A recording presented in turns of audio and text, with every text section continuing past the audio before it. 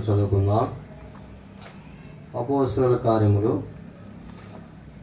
పరిశుద్ధమైన బైబిల్ గ్రంథము, దేవుని వాక్యం నుండి కొన్ని మాటలు చదువుకుందాం. అపోస్తలుల కార్యములు 17వ అధ్యాయం 30వ వచనములో ఒక మాట చదువుకుందాం. అపోస్తలుల కార్యములు 17వ అధ్యాయం 30వ వచనం అందరం కూడా కలిసి చదువుకుందాం. మేము ఈ భాగములు బిగ్గరగా స్పష్టంగా చదవాలని ప్రభు పేరట మనం చేసుకుంటున్నాం. ఆ అజ్ఞాన కాలములను దేవుడు చూచి చూడనట్టుగా ఉండెను. ఇప్పుడైతే అంతటను అందరను మారు మనస్సు పొందవాలని మనుషులకు ఆజ్ఞాపించుచున్నాడు. చాలు, ప్రార్థన చేసుకుంటాం. ప్రేమలైన మా పరలోక తండ్రి, దయగల దేవందనాలు చెల్లిస్తుంటున్నాం. ఇంతవరకు పాటల ద్వారా మీరు మహిమ పొందినందుకు వందనాలు చెల్లిస్తున్నాం. వచ్చిన మా ప్రేమలందరిని బట్టి వందనాలు. ఇక రావాల్సిన వారిని మీరు త్వరపెట్టి నడిపించండి, సహాయం చేయండి. దేవాచరణ వాక్య లేఖన భాగాలను బట్టి వందనాలు. ఈ యొక్క వాక్య లేఖన భాగమును ఆధారం చేసుకొని మాతో అందరితో కూడా మాట్లాడండి, సంధించండి, దర్శించండి. ఇలా మీ దాసు నేను కూడా బలహీనను, అయ్యకుడను, నిష్ప్రయోజకుడను ఏదో కనికరించి ప్రభు చూపించండి, జ్ఞాపకం చేసుకుని వేడుకుంటూ వందనాలు చెల్లిస్తూ ఘనత మహిమ ప్రభావాలు ఆరోపించుకుంటున్నాను. దేవా, నన్ను మీ సిలువ చూడండి, మరుగుపరచండి. ఈ మాటలు నా నోట ఉంచండి. 1:9, యెషయా 51:16 ప్రకారం, లూకా సువార్త 12:12 ప్రకారం, యోహాను సువార్త 3:33-34 ప్రకారం జ్ఞాపకం చేసుకోమని వందనాలు చెల్లిస్తాను. యేసు ప్రభు నామంలో స్తుతించి ప్రార్థిస్తున్నాము తండ్రి, ఆమేన్. ఇక్కడ మనం చదువుకున్నటువంటి లేఖన భాగంలో 30వ వచనం, అపోస్తలుల కార్యములు 17వ అధ్యాయం 37వ వచనములో, ఆ అజ్ఞాన కాలములను దేవుడు చూచి చూడనట్టుగా ఉండెను. ఇప్పుడైతే అంతటను అందరూ మారు మనస్సు పొందవలని మనుషులకు ఆజ్ఞాపించుచున్నాడు. కాబట్టి క్రీస్తుకు పూర్వము అదంతా కూడా అజ్ఞాన కాలం అని మనం చెప్పుకోవచ్చు. అయితే క్రీస్తు శకము, క్రీస్తు లోకములో పుట్టిన తర్వాత ఆయన ప్రతి మనుషుని కొరకు కూడా మరణాన్ని అనుభవిస్తూ వచ్చినాడు. ఎందుకంటే మానవుడు దేవుని ఆజ్ఞను అతిక్రమించి పాపము చేసిన వాడు ఉన్నాడు. ఈ పాపమును బట్టి మానవుడు మరణించవలసిన వాడు అని దేవుని వాక్యములో రాయబడుతున్నది. రోమిలికి రాసిన పత్రిక 6వ అధ్యాయంలో మనకు తెలుసు, ఎలాగనగా పాపం వలన వచ్చు జీతము మరణము అని మనం చదువుకుంటా ఉంటాం. అంత మాత్రమే కాదు కానీ పాపం వలన ఎన్నో నష్టాలు మనం చూస్తుంటాం. భక్తుడు చెప్పాడు కీర్తన గ్రంథంలో, అక్కడ ఒక మాట చెప్పాడు 38వ అధ్యాయంలో, కీర్తన గ్రంథం 38వ అధ్యాయంలో ఒక మాట అక్కడ రాయబడినది. చదవండి. 38వ అధ్యాయము ఎన్నో వచనం అంటే 3వ వచనం, నీ కోపాగ్ని వలన ఆరోగ్యము నా శరీరమును విడిచిపోయాను, నా పాపమును బట్టి నా ఎముకలలో స్వస్థత లేదు. అక్కడ రోమా 6:23లో పాపం వలన వచ్చు జీతము మరణము అని చదువుకున్నాం. ఇక్కడ పాపాన్ని బట్టి ఏమి లేదంట, ఎముకలలో స్వస్థత లేదు. ఈనాడు మానవుడు చేసేటువంటి పాపమును బట్టి లేదా దేవుని ఆజ్ఞను అతిక్రమిస్తున్న దాన్ని బట్టి మానవుని యొక్క జీవితము ఏమి లేదు, ఆరోగ్యము లేదు, లేదా స్వస్థత లేదు అని కూడా మనం చెప్పుకోవచ్చు. అంత మాత్రమే కాదు కానీ కీర్తన గ్రంథంలో కూడా ఇంకొక మాట రాయబడినది. చూడండి, కీర్తన గ్రంథము కీర్తన 31వ అధ్యాయం 10వ వచనం, నా బ్రతుకు దుఃఖముతో వెళ్ళబుచ్చుచున్నాను, నిట్టూర్పులు విడుచుటతో నా ఏళ్ళు గతించుచున్నవి, నా దోషమును బట్టి నా బలము తగ్గిపోవచ్చున్నది. చూసారా, దోషాన్ని బట్టి ఏం లేదంట, బలము తగ్గిపోవచ్చున్నది. దోషాన్ని బట్టి బలము లేదని అక్కడ భక్తుడు సెలవిస్తుంటున్నాడు. అంత మాత్రమే కాదు కానీ అదే కీర్తన గ్రంథంలో ఒక మాట చెప్పాడు. 14వ అధ్యాయము 4వ వచనం, చేయక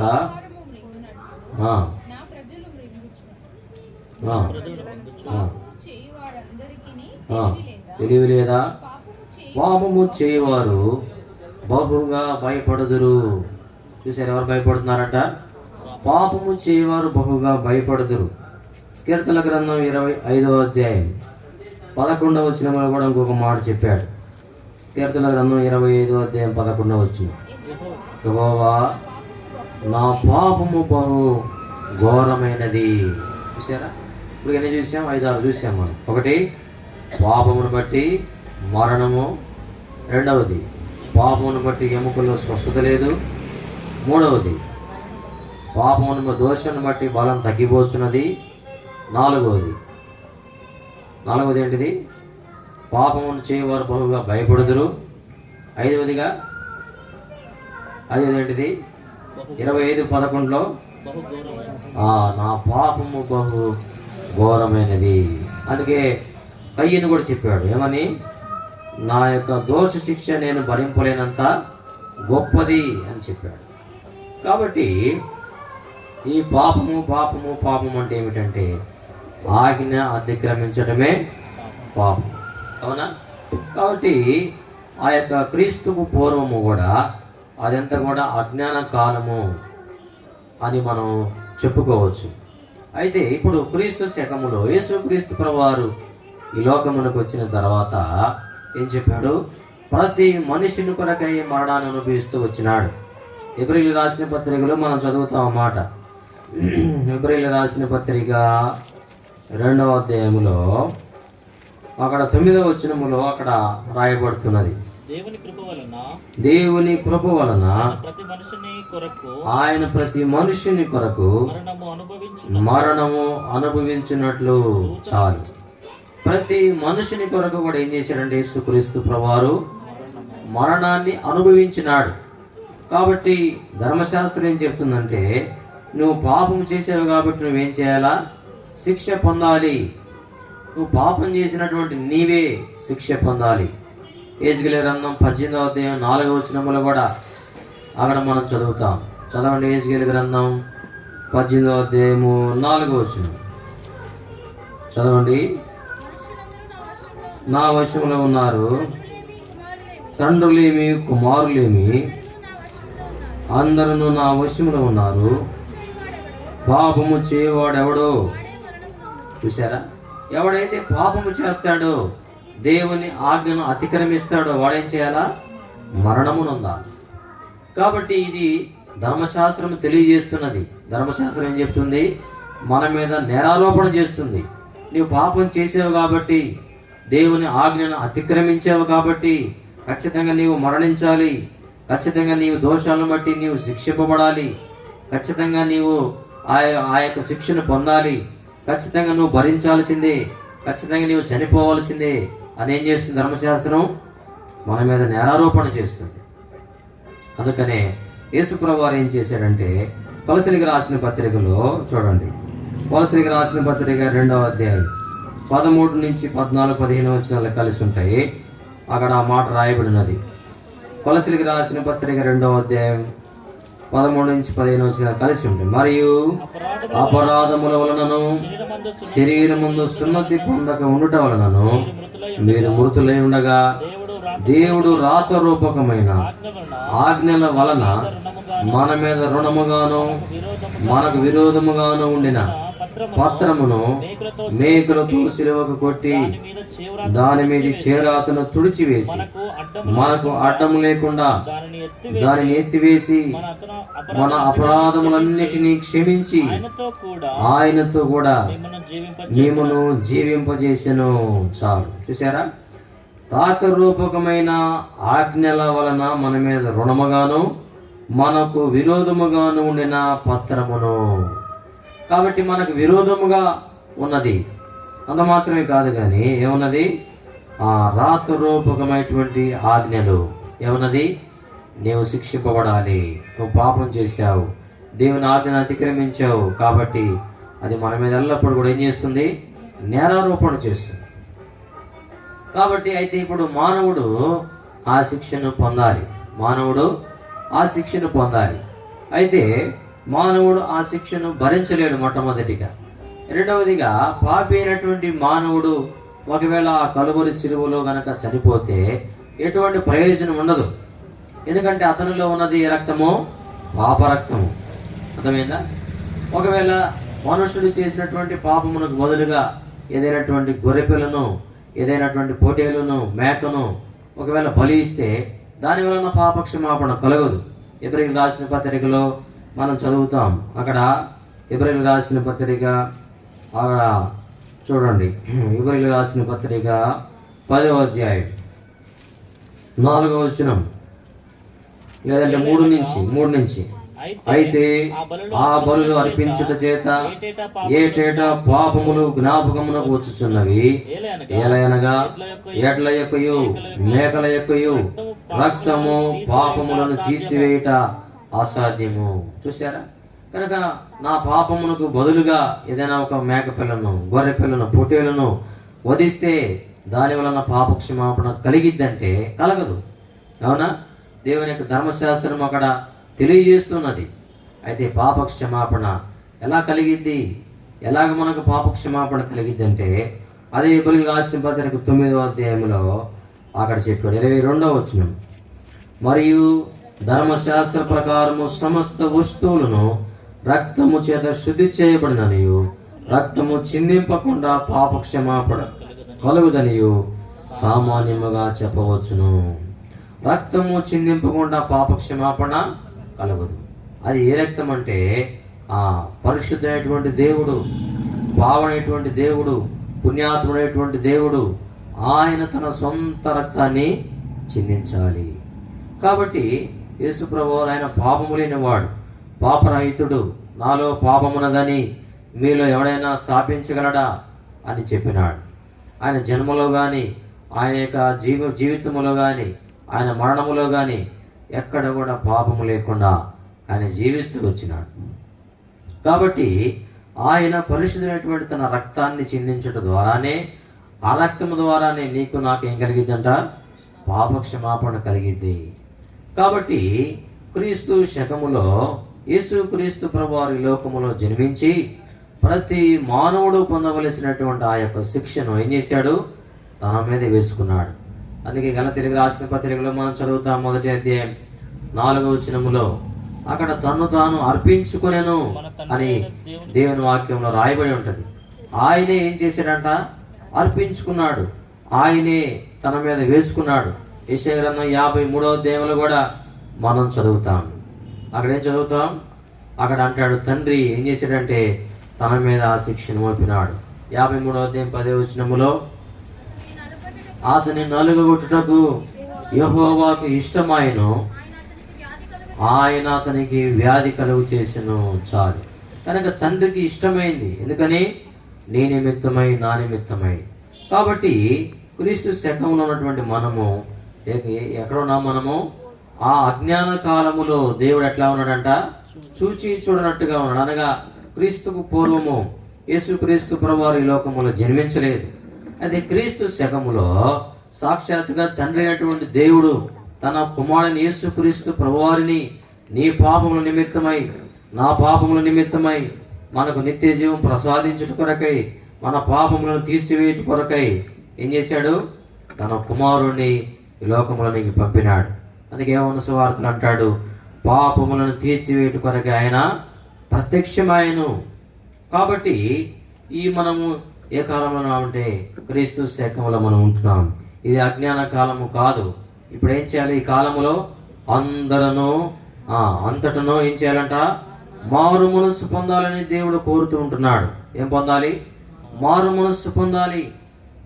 వారి పాపముల విషయమై పశ్చాత్తాపడాలి. వారు తాము పాపిని అని వారు గ్రహించాలి.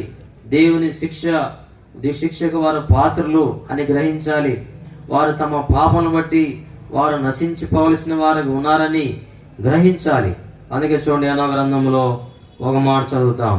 యోనా గ్రంథంలో ఆ యోనా పట్టణస్థులందరూ కూడా ఏం చేస్తూ వచ్చారంటే, యోనా గ్రంథం 1వ అధ్యాయం 1, 2 వచనాలు, లేదంటే 2వ వచనం దగ్గర నుండి నినివే పట్టణస్థుల దోషము నా దృష్టికి ఘోరమైన గనుక నీవు లేచి నినివే మహాపట్టణమునకు పోయి దానికి దుర్గతి కలుగునని ప్రకటింపుము.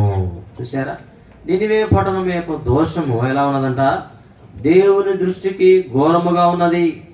నినివే పట్టణస్థులు ఎంతో దుర్మార్గులుగా ఉన్నారు, దుష్టులుగా ఉన్నారు, తమ ఇష్టానుసారంగా జీవిస్తుంటున్నారు, దేవుని ఆజ్ఞను విడిచిన వారు ఉన్నారు, దైవ భయము లేని వారుగా జీవిస్తుంటున్నారు.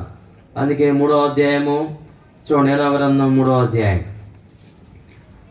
అధ్యాయము ఎన్నో వచనమంటే 8వ వచనం.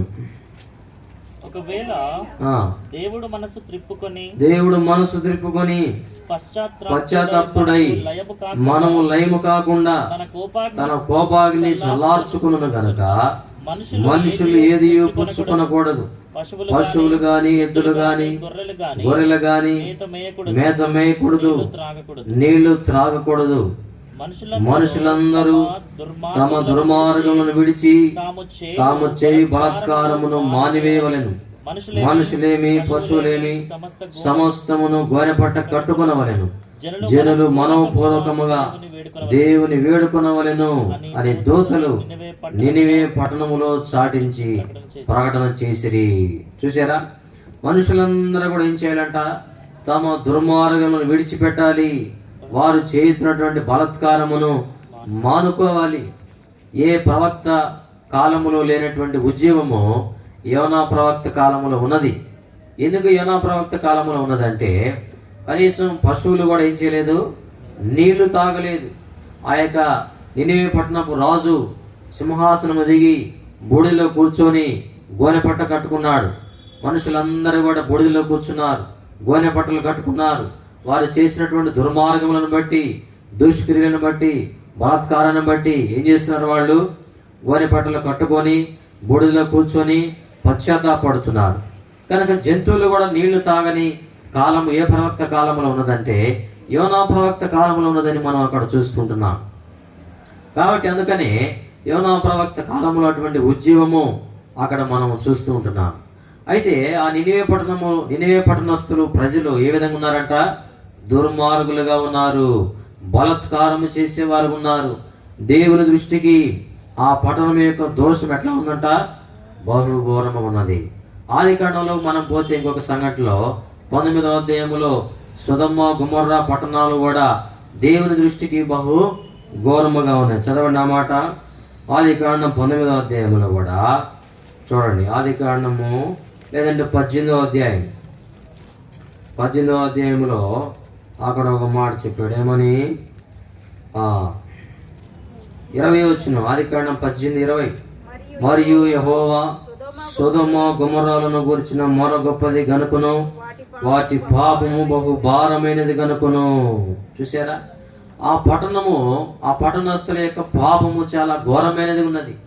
ఎందుకు ఘోరమైనది ఉన్నదంటే, చిన్నలు మొదలుకొని పెద్దల వరకు కూడా వ్యభిచారపు ఆత్మ కలిగిన వారు ఆ యొక్క పట్టణానికి, ఆ దేవుని యొక్క దేవదూతలు ఆ పట్టణంలోనికి వెళ్తే ఏం చేశారు? వాళ్ళు వారిని మేము కొడాలి, వారిని బయటికి తీసుకుని రా లోతు అని ఏం చేశారు?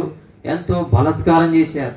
చిన్నలు మొదలుకొని పెద్దల వరకు కూడా అందరూ కూడా ఆ యొక్క ఇంటి మీద దొమ్మిగా పడి ఎంతో హడావుడి చేసిన వారు ఉంటున్నారు, ఎంతో బలాత్కారం చేసిన వారు ఉంటున్నారు.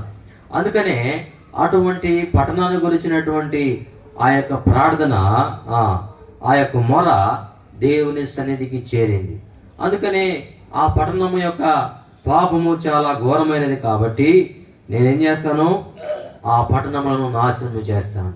యోనా పట్టణంలో కూడా ప్రజలు ఎలా ఉన్నారంట? ఇందాక మనం చదివాం కదా, దుర్మార్గులుగా ఉన్నారు. అంత మాత్రమే అది ఎట్లా ఉన్నారు? వాళ్ళు బలాత్కారులుగా ఉన్నారు. కాబట్టి యోనా ప్రవక్తను పంపించాడు. యోనా పట్టణస్థులకు, నినివే పట్టణస్థులకు నీవు ఈ మాటలు తెలియచేయి. 40 దినాల్లోగా నేను ఆ పట్టణాన్ని నాశనం చేయబోతున్నాను. 40 దినాలు వారికి సమయం ఇస్తున్నాను. కాబట్టి నీ వెళ్ళి వారికి సువార్త ప్రకటించు. దేవుడు మీ పట్టణాన్ని మిమ్మల్ని నాశనం చేయబోతుంటున్నాడు.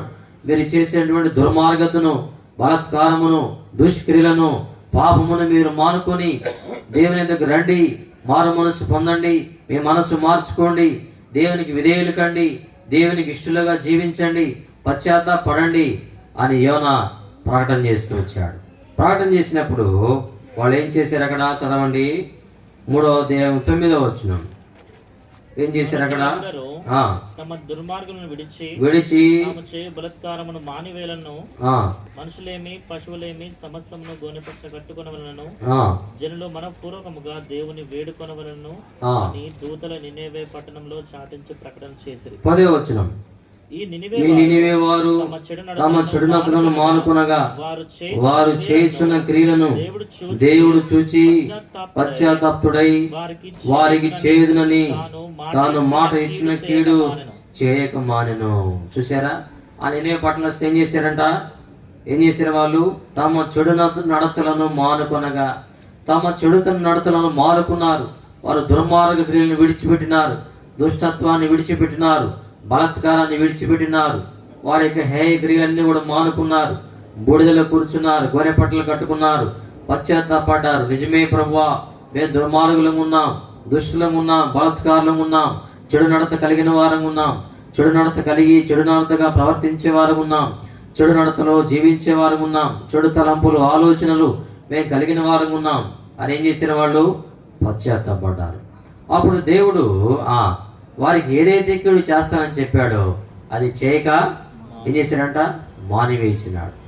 కాబట్టి ఈనాడు మన జీవితాల్లో మనము కూడా ఏం చేయాలంటే మారు మనస్సు పొందవలసిన వారు ఉంటున్నారు. ప్రియమైనటువంటి సహోదరి సహోదరుడా, ఇంకా ఇక్కడ కూర్చున్నటువంటి నీవు ఎవరైనా సరే మారు మనస్సు పొందకుండా, నీ క్రియలను మానుకోకుండా, దుర్మార్గతను విడిచిపెట్టకుండా, దుష్టత్వాన్ని విడిచిపెట్టకుండా, నీ చెడు మాటలు, చెడు తలంపులు, చెడు ఆలోచనలు, లోక సంబంధమైన ఆచారములు, అలవాటులు, లోక సంబంధమైనటువంటి కార్యములు, ఇవన్నీ కూడా నీ జీవితంలో ఉంటే నీవు మారు మనస్సు పొందాలని ప్రభు ఈ రాత్రి కాలపు వేళలో కోరుతూ ఉంటున్నాడు. నీ మనస్సు మార్చుకో, ఇక నుండి అయినా ఒక మంచి మార్గంలో నడువు. యేసు ప్రభువారు సెలవిస్తుంటున్నాడు, నేనే మార్గమును అని తెలియజేస్తుంటున్నాడు. కాబట్టి పరలోక రాజ్యములో నీవు ప్రవేశించాలంటే ఇరుకు మార్గంలో నీవు నడవాలి. చూడండి, మత్తయి సువార్తలో ఒక మాట చెప్పాడు. మత్తయి సువార్త ఎన్నో అధ్యాయం అంటే 6వ అధ్యాయం. మత్తయి సువార్త ఇరుకు మార్గం అని అక్కడ రాయబడి ఉంటుంది.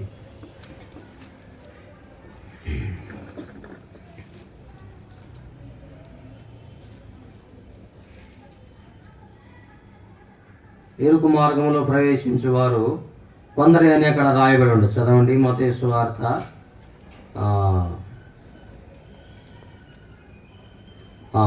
7వ అధ్యాయం 13వ వచనం. ఇరుకు ద్వారమున ప్రవేశించుడి, నాశనమునకు పోవు ద్వారము వెడల్పును, ఆ దారి విశాలమునై ఉన్నది, దాని ద్వారా ప్రవేశించువారు అనేకులు. జీవమునకు పోవు ద్వారము ఇరుకును, ఆ దారి సంకుచితమునై ఉన్నది, దాని కనుగొను వారు కొందరే. చూసారా? కనుక ప్రియమైనటువంటి సహోదరి సహోదరుడా, ఇరుకు ద్వారములో నువ్వు ప్రవేశించి నడవాలి. ఆ పరలోక రాజ్యమునకు, నిత్య రాజ్యమునకు, మోక్ష రాజ్యములో నేను చేరాలని ఆశపడినట్లయితే, ఈ లోకాన్ని విడిచిపెట్టిన తర్వాత ఆ రాజ్యములో నీవు ఉండాలనుకుంటే ఈ లోకంలో ఉన్నప్పుడే ఇరుకు ద్వారములో నీవు నడవాలి. ఇరుకు ద్వారం అనేది చాలా ఇరుకుగా ఉంటుంది. ఈనాడు లోకములు అందరూ కూడా విశాల మార్గంలో నడుస్తుంటున్నారు. వారికి ఇష్టమైనటువంటి ఆచారములు, అలవాట్లు, వారికి ఇష్టమైనటువంటి క్రియలు చేయొచ్చు, వారి ఇష్టమైనది ధరించచ్చు, ఇష్టమైనది తినచ్చు, త్రాగుచు, వారి ఇష్టానుసారంగా వారు జీవించేవారు ఉంటున్నారు. అయితే ఇరుకు ద్వారంలో నడిచేవారు వారి ఇష్టానుసారంగా వారు జీవించరు, దేవునికి ఇష్టానుసారంగా వారు జీవించేవారు ఉంటారు. దేవుని మాటల ప్రకారంగా, దేవుని ఆజ్ఞ ప్రకారంగా వారు జీవించేవారు ఉంటారు. అందుకని అది ఇరుకు మార్గం, దాన్ని కొంతమంది ఎంచుకుంటారు. కనుక ఈ రాత్రికాల వేళలో ప్రియమైనటువంటి సహోదరి సహోదరుడా, నీవే స్థితిలో ఉన్నప్పటికీ కూడా సరే, నీ జీవితంలో నీవు పాపాన్ని విడిచిపెట్టాలని, పాపమునకు దాసుడవైతే, పాపములో చీకటిలో అంధకారంలో నీవు జీవిస్తుంటే, నీవెంతో బహు ఘోరమైనటువంటి దుష్టత్వములో ఉంటే, దుర్నీతిలో ఉంటే, త్రాగుడు, వ్యభిచారము, జోదము, అనేకమైన అలవాట్లకు నీవు బానిసై ఉంటే, వాటన్నిటినీ విడిచిపెట్టి నీవు మారు మనసు పొందాలని, పశ్చాత్తాపడాలని యేసు ప్రభువారు నీ కొరకై 2024 సంవత్సరాల క్రితం ఆయన ఈ లోకంలోనికి వచ్చిన వాడుకుంటున్నాడు. నీవు పొందవలసిన శిక్షను ఆయన కలువరి శిలువలో పొందినాడు. నేను పొందవలసినటువంటి శిక్షను ఆ కలువరి శిలువలో పొందినాడు. నా చేతుల్లో కాళ్ళలు, నా యొక్క చేతుల్లో శీలలు కొట్టవలసింది ఆయన చేతుల్లో శీలలు కొట్టబడ్డాయి. నా యొక్క కాళ్ళలో మేకులు కొట్టబడాలి, ఆయన కాళ్ళలో మేకులు కొట్టబడ్డాయి. ఈనాడు ప్రతి మానవుడు పొందవలసినటువంటి శిక్షను ఆయన పొందుతూ వచ్చినాడు. ఆయన పక్కలో బళ్ళెము, తలకు ముళ్ళ కిరీటము, చేతుల్లో శీలలు, కాళ్ళలో మేకులు, ఆయన ముఖం మీద ఉమ్మి వేసినారు, విడుగుద్దలు గుద్దినారు, వస్త్రాలు పంచుకున్నారు, నిజముగా దేవుడి వైపు దిగిరమ్మని చెప్పినారు. అంత మాత్రమే కాదు కానీ ఎంతో చిత్రవద ఆయన చేస్తూ వచ్చినాడు. కనుక ఈ రాత్రికాల వేళలో నీ దుర్మార్గతను విడిచిపెట్టి నీవు మారు మనసు పొందాలని, నీవు రక్షింపబడాలని, యేసు ప్రభువారు నీ కొరకై ఈ లోకానికి వచ్చి ఏ త్యాగం చేసినాడో దాన్ని గుర్తించాలని, నీవు చేసినటువంటి దుర్మార్గపు పనులు, దుష్టత్వాన్ని, దుర్నీతిని, ఆ యొక్క హేయమైనటువంటి క్రియలన్నీ కూడా విడిచిపెట్టి నీ మనస్సు మార్చుకొని యేసు ప్రభువారి దగ్గరికి రావాలని, ఆయన చెంతకు రావాలని, ప్రతి ఒక్కరు కూడా తమ మనస్సు మార్చుకోవాలని, పశ్చాత్తాపడాలని యేసు ప్రభువారు కోరుతూ ఉంటున్నాడు.